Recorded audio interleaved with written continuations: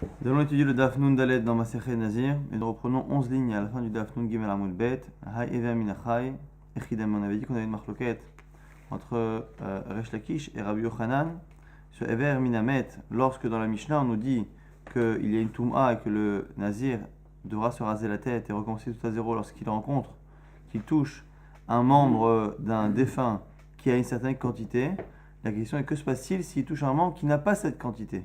On avait une marloquette. Rabbi Yochanan et Resh Lakish, qu'est-ce qu'on déduisait? Est-ce que finalement, même sans cette quantité, il est tout de même tamé, c'est avis de Resh Lakish? Et selon Rabbi Yochanan, il n'y était pas tamé, puisque la Mishnah a nécessité une certaine quantité. Et là, on essaie de comprendre Ever Minamet. Ha Ever Minamet Echidame. Ever Minamet, dans le cas où on parle d'un membre qui provient d'un défunt. Ide Idbe Etzem Keseora Maitama de Rabbi Yochanan. Si il y a une quantité de Eitzem, d'un os, comme Seora, comme un orge, un grain d'orge. Maïtama de Rabbi Yochanan. Comment selon Rabbi Yochanan, on peut dire que c'est pur, puisque finalement, même s'il n'y a pas le fameux shiur de Kazaït, il y a tout de même Eitzem Kesora, dont on a appris jusqu'à présent. À partir du moment où il y a un os qui a la taille d'un grain d'orge, c'est tamé.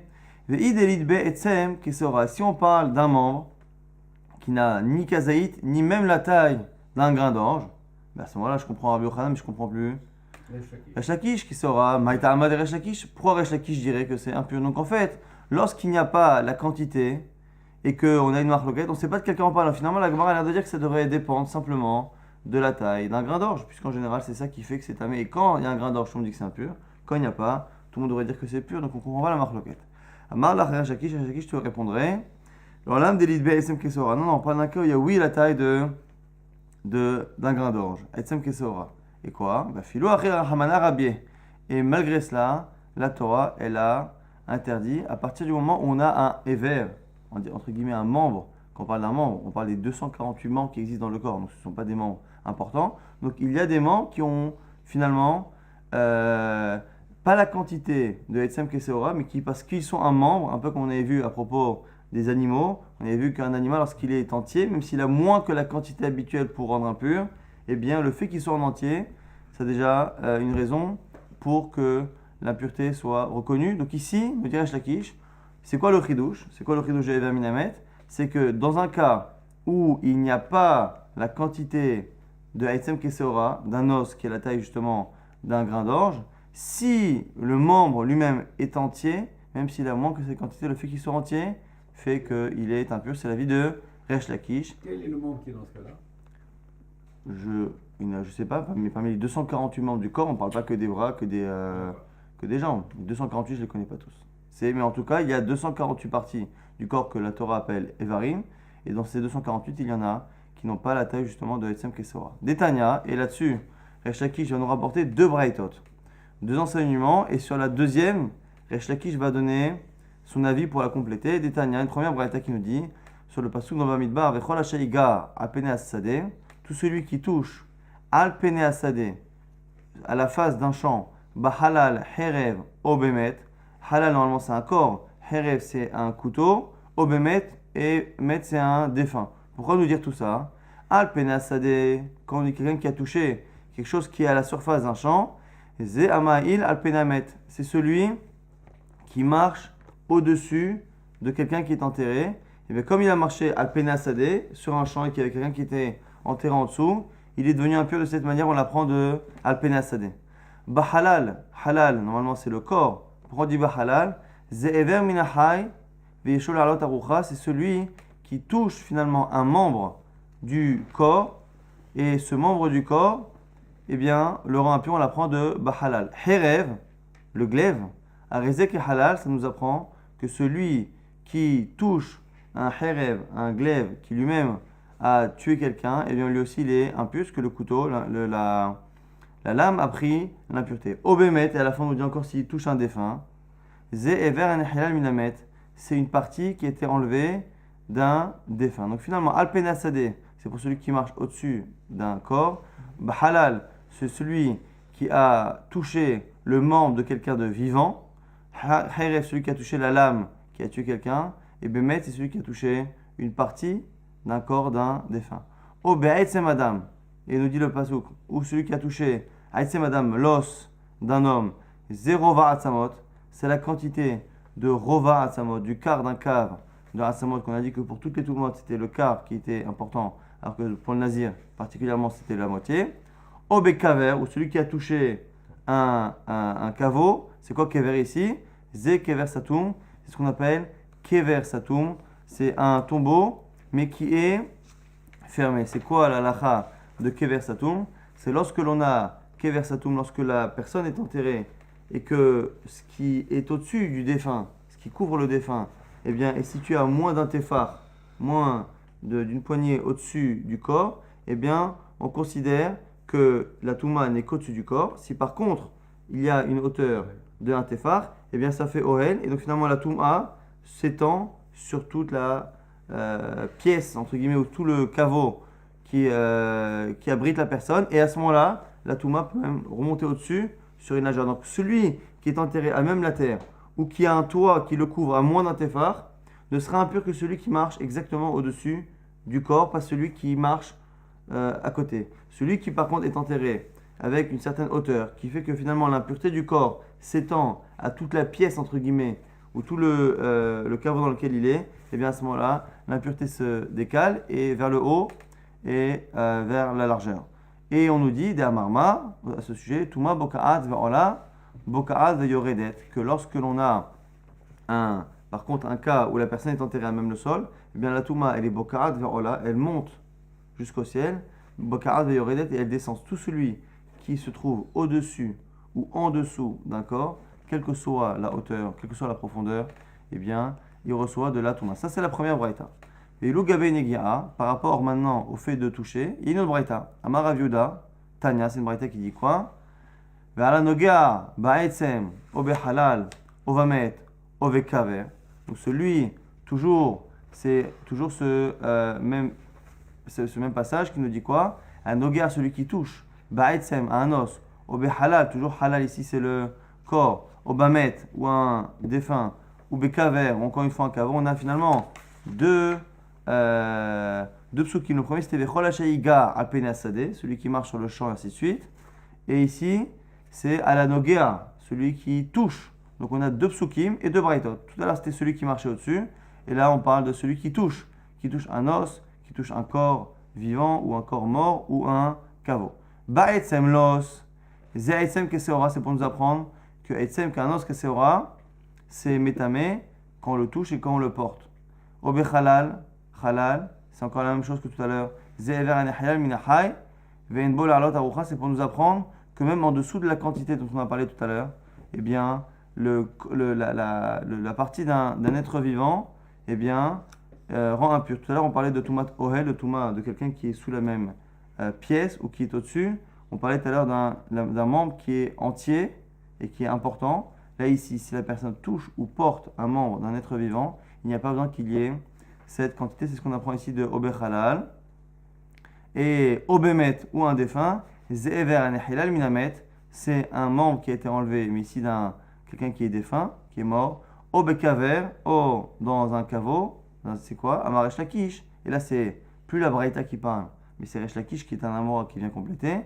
Ze Kever, chez l'Ifna Libour, c'est le statut d'un Kever, de quelqu'un qui est enterré, l'Ifna Libour, avant la parole divine, c'est avant Matan Torah. Donc finalement, c'est le statut que l'homme avait avant Matan Torah, qui est le statut finalement de Béné Noach, l'enfant de Noach, et c'est le statut actuel des non-juifs. Ceux qui est non-juif après Matan Torah a le même statut que toute l'humanité. Avant Matan Torah, nous dirait Shakish que même s'il n'y a pas de Tumat Ohel avec le défunt de quelqu'un avant Matan Torah, eh bien, par contre, si la personne touche ou la personne porte le corps de quelqu'un qui est décédé avant Matan Torah ou d'un non-juif après Matan Torah, on a tout de même une impureté. Là-dessus, justement, la Gemara pose la même question que tout à l'heure. Aïve minachai, aïve minamet, echidame, le fameux membre dont on parle ici, qui provient d'un mort. De quel cas parle-t-on? Ide idbe etzem keseora einonogaba etzem. Si il y a la quantité d'un grain d'orge, eh bien c'est déjà ce qui marque au début du pasouk. C'est marqué ba'etzem o bemet.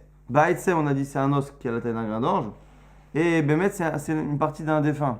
Si la partie d'un défunt a déjà un grain d'orge, c'est déjà inclus dans la halakha précédente, c'est marqué dans le pasouk, c'est déjà nogaba etzem. Et là, des lits BSM Keseora, Bafiloachir Hamana Rabie, la même réponse que tout à l'heure. Là aussi, pareil, pour la Negia, pour le fait de toucher, on parlerait d'un cas où on a un membre, une partie, quelque chose qui est complet dans le corps de quelqu'un, mais qui ne contient pas la taille de Seora d'un grain d'orge. Ça, c'est encore une fois Resh Lakish. Et Rabbi Yochanan nous dit quoi? Malach Rabbi Yochanan, alors l'âme de Idbe. Non, il faut dire qu'il y a la taille d'un Seora.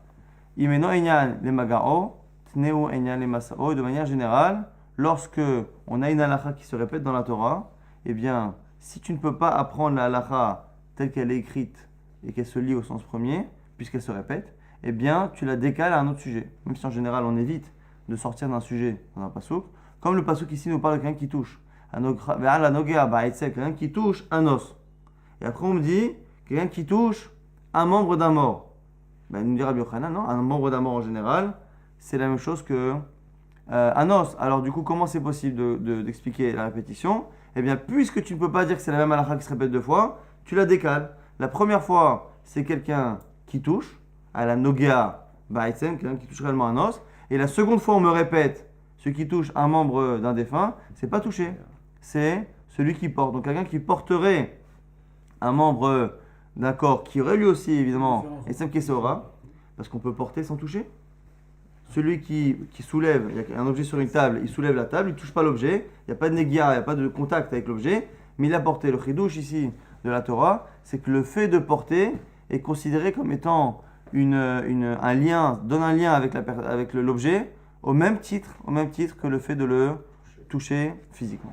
On reprend maintenant la suite de la Mishnah qui disait que sur les Tumot qu'on a cités précédemment, qu'on a étudié depuis quelques jours, eh bien, on faisait une aza'a, il fallait que la personne attende d'être pure, donc 3 jours, au bout de 3 jours, elle recevait la projection des eaux de Mehatat, 7e jour aussi, et sautait à Kolmin, et après on annule les jours qu'il avait comptés de sa première Nézirut, et il commence, et on disait, Ve'eno matril limnot, et là, Hacheidhar, et il ne finit par recompter qu'à partir du moment où il est pur. La question de la Gemara maintenant, c'est il est pur le 7e jour, mais est-ce qu'il attend d'apporter ses sacrifices le lendemain pour compter? Est-ce que la nouvelle Nézirut qui va recommencer, il doit reprendre 30 jours, on va dire qu'il reprend 30 jours, est-ce que le premier jour de sa nouvelle Nézirut commence le 7e jour, le jour où il a terminé sa dernière projection de Mechatat, ou est-ce qu'il faut qu'il attende la kapara, l'expiation de sa faute, par les korbanot le 8e jour? Et bien, on pose la question, des katane, acheitha, lorsque la Mishnah nous dit qu'il ne pourra pas recommencer jusqu'à ce qu'il soit pur. De quelle pureté parle-t-on? Mais Shveikae, Oumani, est-ce que c'est le 7e jour, on parle de pureté réelle, et la Mishnah elle serait comme Rabbi Eliezer, au Dilma, ou peut-être que Bashemini Kae, peut-être qu'ici on parle de la pureté, c'est-à-dire qu'il a apporté le korbanot, c'est quoi? Jusqu'à ce qu'il se purifie, jusqu'à ce qu'il apporte les korbanot, Oumani, ce serait qui la Mishnah? Rabananis, Rabanan, Marloquet qu'on a déjà vu, Marloquet Rabbi Eliezer, Haramim, est-ce que le Nazir recommence à compter sa nouvelle Nézirut après une impureté liée à la mort? Est-ce qu'il recommence à la compter que le 8e jour après le korbanot ou le 7e jour à partir du moment où il est pur? Ça c'est la sheila de la Gemara, et la Gemara va déduire non pas de la Mishnah qu'on étudie, mais de la Mishnah suivante. Dans la Mishnah suivante, on va nous dire les cas où le Nazir est impur et que malgré tout il ne recommence pas à zéro sa Nézirut. On avait vu tout à l'heure, on avait parlé de Khatsi Kav, la moitié d'un Kav, c'est ça qui fait que le Nazir recommence sa Nézirut à 0. Maintenant, Rovar Kav, le quart d'un Kav. Tout le monde est d'accord que le quart d'un cave, ça impurifie. La Torah l'a dit, que celui qui est au contact d'un quart d'un cave de Atsamot d'eau qui sont même broyés, qui ne sont pas entiers mais qui sont broyés, un quart d'un cave, ça impurifie. Donc finalement, on a un cas, entre un quart. Un quart, c'est quelle quantité? C'est par rapport à un cave, mais le cave, c'est déjà c'est un volume, et c'est un volume sur lequel il y a plusieurs discussions. Donc on va dire qu'on prend le cave tel que chaque commentaire va le penser, et le quart, entre le quart et un demi, on a finalement un nazir qui est impur, mais qui ne recommence pas sa Nézirut. Puisque la Nézirut ne recommence, c'est une halakha particulière, que la Nézirut ne recommence que s'il était au contact d'un demi-cave. Mais à partir de un quart, il est déjà impur. Donc qu'est-ce qu'on fait dans ces cas-là? Je dirais à la Mishnah, eh bien, il est impur, il attend 7 jours, et après 7 jours, non pas, il ne recommence pas sa Nézirut, mais il reprend le compte. Et là-bas, donc c'est différent de chez nous, là on a dit qu'il recommence à 0. Mais là-bas, quand il recommence, on nous dit qu'il recommence tout de suite après sa projection le 7e jour. De là, la Gemara va déduire que là-bas c'est tout de suite et chez nous c'est pas tout de suite. Donc là-bas, comme il ne s'est pas purifié à demi-cave et qu'il ne recommence pas à zéro, eh bien, il reprend le compte. Mais quand, par contre, il ne s'est pas impurifié, donc il recommence tout de suite. Regardez, Tashma, Mide Katanesefa, à la fin de cet enseignement qu'il a mis d'après, on dit quoi? On dit que dans le cas où il ne recommence pas à zéro, il ne se rase pas la tête, ou Matril ou Moné Miyad, il reprend le compte tout de suite. Haberesha, Ma'acheita, Hachavi Korbenotav. De là, tu vois que chez nous, puisqu'on n'a pas dit tout de suite, on a dit que jusqu'à ce qu'il se purifie, c'est pas tout de suite, donc si c'est pas tout de suite, c'est le lendemain après les korbanot. Ou Mani, c'est qui la Mishnah? Rabbanani, c'est Rabbanan, de Amre, Nizirut de Tahara, Shemini, le Chayla, qui pense que finalement, on ne peut pas recommencer la Nizirut avant le 8e jour de la pureté. On reprend une nouvelle Mishnah qui nous donne les impuretés, deux types d'impuretés. Les premières qui vont arrêter le compte de la Nizirut, mais qui vont le suspendre, mais le compte sera repris après. Donc jusqu'à présent, on parlait d'impuretés qui annulaient tout. Et maintenant, on va parler d'impuretés qui vont suspendre le compte pendant qu'il est impur. Et après, on parlera d'impuretés qui finalement ne vont rien changer au compte de la Nizirut. Les premières, Aval, Askachot, Ve'aperaot. Donc, c'est des cas où la personne est passée sous un endroit où il y a un mort. On verra dans la suite exactement. Skachot, Praot, c'est des choses qui couvrent. Il y a un champ de skach.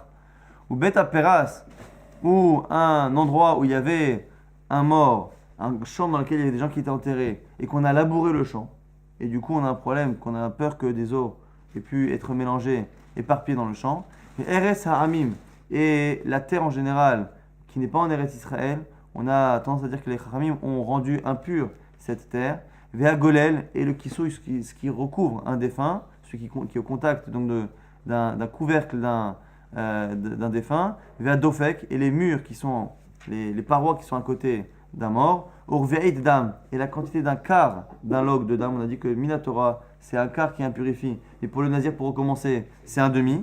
Ve'ohel Amet, et celui qui a touché quelque chose qui était au-dessus d'un mort. Verova Atsamot, et la quantité d'un quart de Atsamot, et non pas d'un demi, qui rend impur Minatora, mais qui ne nécessite pas que le nazir recommence tout. Vechelim Anogim Bemet, et des ustensiles qui ont touché un défunt. Ou Vime Sofro, Vime Gomro, et celui qui a eu la tsaraat, et que pendant le zman de la tsaraat, eh bien, il ne peut pas compter sa nézirut. Al Elou en nazir megaler, sur toutes ces impuretés. Donc on a dit soit les kelim qui ont touché, soit ce qui a été au-dessus, soit les couvercles, soit les murs, soit des quantités de sang et d'os qui ne sont pas suffisantes pour qu'on recommence à zéro, mais qui sont suffisantes pour qu'on appelle ça Toum'a. Al Elou, ce sont les Toumot, les impuretés, et en nazir megaler, qui font que le nazir ne recommence pas à zéro, mais tout de même, ou mazé, bachelichi ou bachivaï, il faut tout de même qu'il se purifie, ce qu'il est impur. Donc il attend le 3e jour, il reçoit les projections de Mechatat. Le 7e jour, Ve'enos sotel et akonmi, contrairement au cas précédent, il n'annule pas le compte de sa première nézirut. Ou matril ou monémiad, et il recommence à compter la suite de sa nézirut tout de suite, on a dit tout de suite, et non pas le 8e jour. Ve korban enlo, et il n'y a pas de korban. Donc voici les impuretés qui sont des impuretés minatora, mais qui ne nécessitent pas que le nazir recommence à zéro. Et dernier cas, Behemet Amrou. Alors Behemet Amrou en général, on a tendance à dire, c'est la chita du Rambam et de certains Rishonim, veut dire que Behemet, c'est quelque chose qui est vrai à 100%. C'est quoi? C'est Halakha Moshe Misinaï. C'est-à-dire que c'est transfusionnel qui disent que même si c'est pas Halakha Moshe Misinaï, Behemet, on le dit pourquoi? C'est quelque chose qui n'a jamais subi de discussion, de marloquette. C'est quelque chose qui est clair, sur lequel personne ne discute. Mais quoi qu'il arrive, l'idée c'est ça, c'est que c'est indiscuté, Behemet Amrou, que ce soit Misinaï ou pas Misinaï, Behemet Amrou, Yeme Azav ve Azava. Celui qui est Zav ou celle qui est Zava.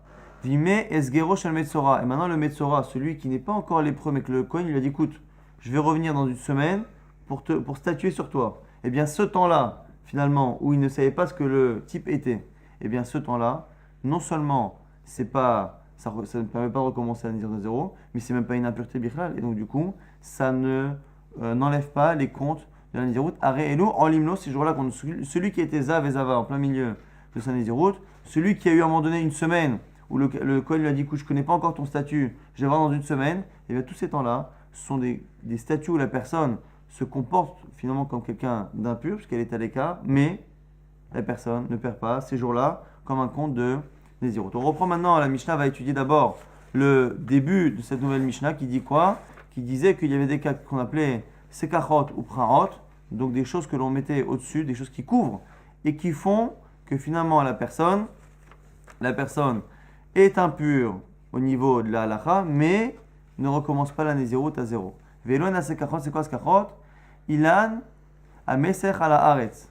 C'est un arbre qui couvre, donc il y a des feuilles et des branches qui couvrent le sol, mais les feuilles, le feuillage ne couvre pas la totalité du sol, donc il y a des parties couvertes, des parties non couvertes, et il y a un kazaït, il y a une quantité qui rend impure en dessous cet arbre, et on ne sait pas exactement où, et donc du coup la personne, on ne sait pas exactement si la personne a été rendue impure ou pas. Ou praot, c'est la même chose avec des pierres.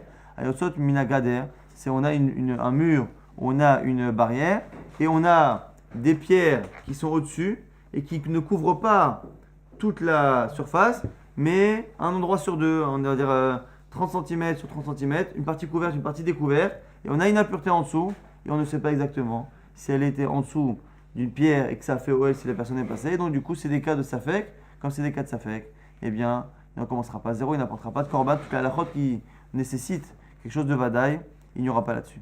Eretz ha'amim, maintenant on a dit que la terre des Goïm, la terre qui n'est pas en Eretz Israël, eh bien, Chachamim l'ont rendu impur. Là-dessus, la Gemara pose une question. Ibaya Léo pose une shéla. Eretz ha'amim mishuma vira gazroa. On a déjà vu cette shéla il n'y a pas longtemps. Est-ce que la terre des Goïm, elle est interdite? Qu'est-ce qu'ils ont interdit? Avira, est-ce que c'est l'air? Est-ce que c'est même l'espace d'Eretz ha'amim qui est rendu impur? Odilma mishum gusha gazroa. Ou est-ce que c'est la terre en elle-même qui est rendue impure? Est-ce que quelqu'un qui finalement passerait en l'air avec quelque chose qui le rendrait, qui ferait un écran avec le sol. Donc, imaginons que le sol est pur, il met un écran avec un téphar, il met quelque chose qui met écran et il fait du deltaplane au-dessus d'un endroit qui n'est pas en Eretz Israël. Est-ce que c'est l'air qui est impur? Est-ce que lui-même est impur? Et s'il est nazir, il y a un problème. Ou est-ce que c'est la terre en elle-même, donc celui qui n'est pas au contact ou qui n'est pas au-dessus réellement de la terre, eh bien, il n'est pas impur. Tashma vient essayer d'apprendre la réponse à cette question. On a dit que sur les tumot, les premières tumot, eh bien, il doit tout annuler et il doit se recevoir les projections le 3e jour et le 7e jour. Vei amart mishum avira aza alamali.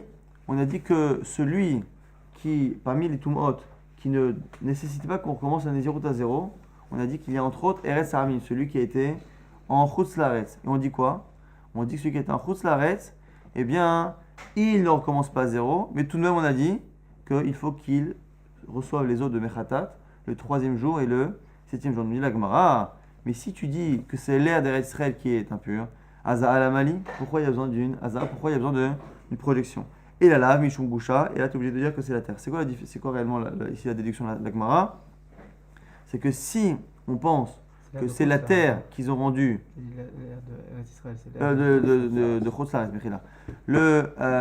si c'est la terre qui est rendue tamée, c'est de peur qu'il y ait un mètre, parce qu'avant les gens ne faisaient pas attention, ils enterraient dans leur jardin, dans leur champ, ils enterraient sur les bébés ou sur les gens. Donc du coup, si on dit que les Chachamim ils ont interdit la terre, c'est de peur réellement qu'il y ait quelque chose. Donc à la limite, la terre en elle-même, on peut comprendre qu'il y a un safek sur un problème de Touma Minatora. Et donc à ce moment-là, on peut comprendre qu'on lui fasse Azam et Khatat. Mais si par contre tu veux dire que c'est l'air de Chutz Laaretz qui est impur, l'air de Chutz Laaretz, ça ne peut pas être une Xerat Chachamim de peur qu'il se passe quelque chose Minatora, parce que la Torah n'a jamais parlé de ça. Si c'est vraiment l'air, c'est que Chachamim ont dit écoute, on veut te montrer que c'est bien d'être en Eretz Israël et pas bien d'être en dehors. Et donc du coup, ils ont rendu impur Chutz Laaretz. Et à ce moment-là, si c'est simplement une Takanat Chachamim pour des raisons qui ne sont pas de peur qu'on ait une Touma Minatora, pourquoi demander à ce type-là de faire une projection? Or, sur tous les cas qu'on a cités dans cette Mishnah,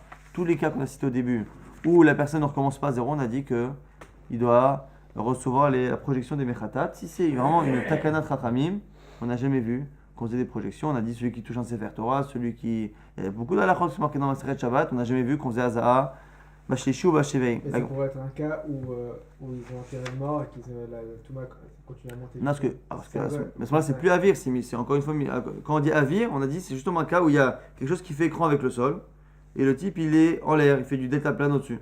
Donc c'est sûr que ça vient pas ni de la terre ina kever, mais l'air avir. Vraiment l'air de Chutz Laaretz qui serait. Quel cas ferait que l'air serait comme ça? Ah bah, c'est ce qu'on a dit, c'est un cas où il a un écran avec ce qu'il y a en dessous.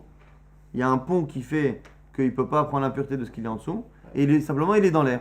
Il est dans l'air, il fait du parachute, du détaplage, ce que vous voulez, dans l'air. Si l'air de Chutz Laaretz est impur, le fait qu'il soit dans l'air, même s'il y a une impossibilité qu'une Toum'a d'en dessous, soit Bokarat, monte et le rende impur, impossible parce qu'il y a un pont, comme on fait des fois dans les cimetières pour les Kohanim, il y a quelque chose qui fait un écran, eh bien, on voit, si c'est l'avir, si c'est l'air qui est impur, il sera impur.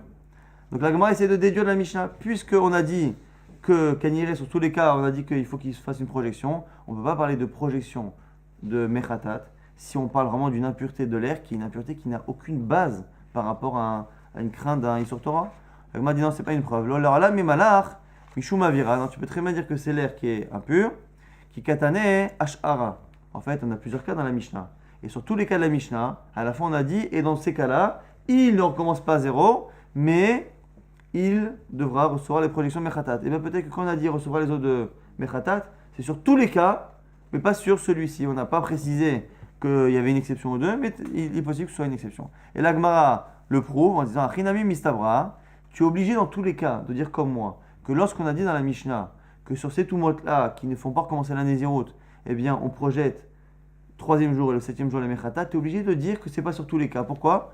Parce qu'il y a Kochar, contre ton gré, tu es obligé d'avouer qu'à un moment donné, dans la Mishnah, il y a au moins un autre cas où ça ne peut pas se lire au sens propre, qu'il reçoit Mechatat. C'est quoi?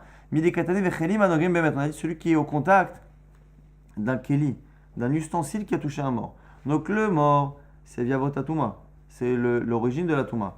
Le keli, il prend le statut de Avatuma, et la personne qui touche, elle devient Rishon, parce que la Touma, quand à chaque fois il y a un contact, eh bien on descend d'un niveau. Et donc la personne qui touche à un ustensile qui lui-même a été rendu impur au contact d'un mort ne peut lui-même devenir que Rishon, la Touma, et donc lui non plus n'a pas de nécessité de recevoir les projections de Mechatat. Et donc, tu es obligé de dire qu'il y a un des cas de la Mishnah, où quand on dit à la fin, il recevra les eaux de Mechatat, eh bien c'est pas réellement sur ce cas-là. Et si c'est pas réellement sur ce cas-là, il n'y a aucun problème à dire que s'il y a une exception, il y en a peut-être aussi une deuxième. C'est laquelle la deuxième?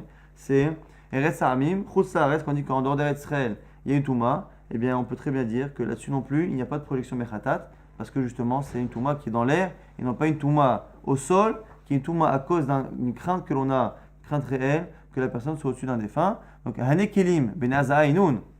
Tu vois bien que les Kelim, on ne peut pas imaginer que celui qui a touché un Keli, il a besoin de faire Azaa et l'Ashma Mina Ashara. Et donc, tu es obligé de dire qu'il y a au moins un cas, et donc pourquoi pas deux, ou lorsque l'on dit à la fin qu'il devra recevoir les eaux de Mechatat, c'est l'Avdavka, c'est pas réellement, c'est simplement sur les autres cas que l'on a parlé de Azaa.